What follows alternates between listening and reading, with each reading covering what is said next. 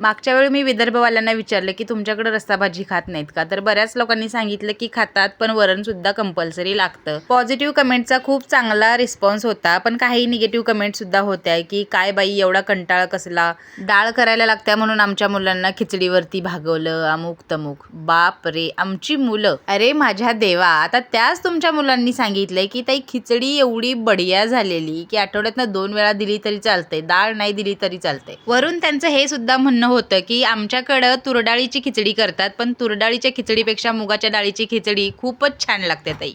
तर आठवड्यातून एकदा दोनदा दिली तरी काही हरकत नाही. असो, या निमित्तानं ज्यांनी निगेटिव्ह कमेंट केल्या होत्या त्यांच्या तोंडाला कुलूप तरी लागेल. असो, मी आज बनवलं होतं अख्खा मसूर, वरण, भात आणि मऊ लुसलुशीत अशा चपात्या. अख्खा मसूर रेसिपीचे भरपूर सारे व्हिडिओ चॅनलवरती आहेत. सारखे एकच व्हिडिओ नको म्हणून मी आपलं डब्बे भरतानाच दाखवलं. तर तुम्ही चॅनेलला व्हिजिट करून नक्की बघा आणि सबस्क्राईब करा बरं का.